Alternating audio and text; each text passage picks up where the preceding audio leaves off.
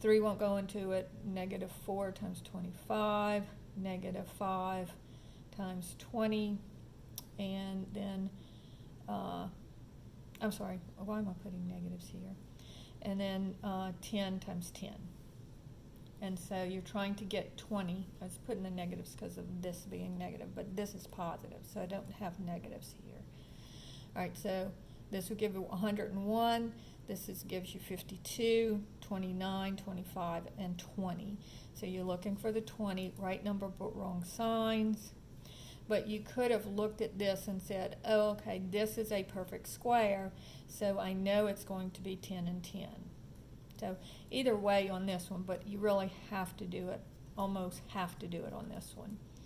So this would be m minus 10 times m minus 10, or you could write it as m minus 10 squared. And it's called a perfect square trinomial. All right, let's do one more of these. Problem number 10 says 9x squared minus 73x plus 8. Okay, again, this one's going to be kind of hard, but not too hard, so try this one on your own and see what you get. So this is 9 times 8 is equal to 72.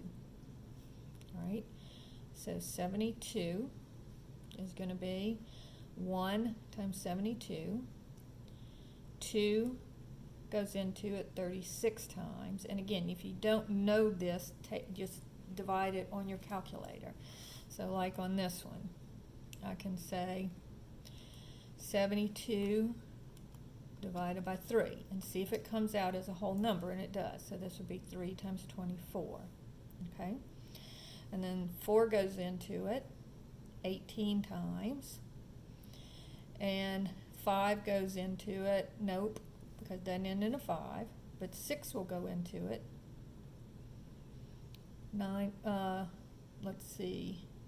12 times, and then 9 goes into it, or 8 goes into it 9 times. All right, now I'm looking for 73. So notice I really could have stopped right here because this adds up to 73. So this would be, both of them need to be negative. So this would be negative 1x and negative 72x. So this is what I'm going to put in for the negative 73. So 9x squared minus 1x minus 72x. So you see, I just write that down for that. And then plus 8. So now I take out the x, and I'm left with 9x minus 1. And then I take out a minus here because this term is negative.